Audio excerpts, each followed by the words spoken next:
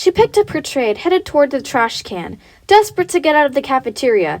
Desperate to get out of the whole school, really, but there was still 7th and 8th periods to suffer through, boring social studies, and stupid math. Lost in her suffering, she bumped right into a tall boy, dumping the remains of her salad on his crisp white shirt. She looked up into the ocean blue eyes of Mason Blair, the most perfect guy in school, the guy she always hoped would notice her. "Hey, watch where you're going," he said, picking a cucumber off his expensive designer shirt. The vinaigrette-covered vegetable left a perfect oily circle in the middle of his chest. "Sorry," she squeaked, then threw the rest of her salad, what Mason wasn't wearing, in the trash, and half ran out of the cafeteria. What a nightmare. She had always wanted Mason to notice her, but not this way. Not as the ugly, clumsy girl with fried, frizzy brown hair who gave a new meaning to the words tossed salad. Why did everything have to go wrong for her? The Beautifuls never did anything stupid or clumsy, never humiliated themselves in front of a cute boy. Their beauty was like a suit of armor that protected them from life's pain and embarrassment. When the school day finally dragged to an end, Sarah decided to walk home instead of taking the bus. Given how her day had been, she didn't feel she should take the risk of being with a group of kids again. It would just be inviting disaster. She walked alone, telling herself she might as well get used to solitude. She was always going to be alone.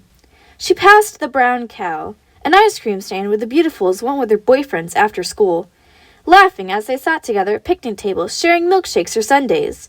And of course the Beautifuls could scarf down all the ice cream they wanted and not gain an ounce. Life was so unfair. To get to her house, Sarah had to walk past the wrecking yard. It was an ugly expanse of dirt filled with the destroyed corpses of cars. There were smashed-in pickup trucks, squished SUVs, and vehicles that had been reduced to nothing more than rusted heaps of junk. She was sure that none of the Beautifuls had to pass a place so hideous on their way home, even though it was horrible, or maybe because it was so horrible.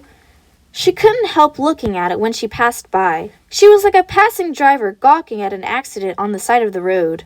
The car nearest the fence definitely fit into the heap of junk category. It was one of those big old sedans that only very elderly people still drove, the kind of car Sarah's mom called a land yacht. This yacht had seen better days. It had once been light blue, but now was mostly a rusty orange-brown. In some places, the rust had eaten all the way through the metal, and the car's body was so battered that it looked like it had been attacked by an angry mob wielding baseball bats. Then she saw the arm. A thin, delicate arm was sticking out of the trunk of the car.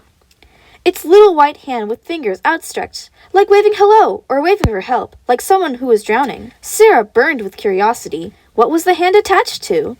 The gate was unlocked. Nobody seemed to be watching. After looking around to make sure no one was nearby, she stepped inside the wrecking yard.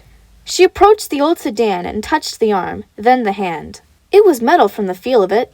She found the handle on the trunk and pulled it, but the lever wouldn't budge. The car was so dented and battered that the trunk wouldn't open and close properly anymore. Sarah thought of the story a teacher had read to her in class once in elementary school, about King Arthur pulling a sword from a stone when nobody else could. Could she pull this doll, or whatever it was, from this wrecked vehicle? She looked around until she found a strong, flat piece of metal that could maybe work as a substitute crowbar. Sarah braced her foot against the car's bumper, slid the metal inside the trunk door, and pried upward. The first time she tried it, it didn't give at all. But the second time, it flipped open and threw Sarah off balance. She fell backward and landed on her butt in the dirt. She stood up to inspect the owner of the hand that she had seen, sticking out of the trunk. Was it a discarded doll, outgrown by some little girl and tossed into the trash to end up in the dump? The thought of that made Sarah sad. She pulled the doll from the trunk and stood it up on its feet, though once she looked at it, she wasn't sure doll was the right word to describe it. It was a few inches taller than Sarah herself, and it was jointed so that its limbs and waist looked movable. Was it some kind of marionette? A robot?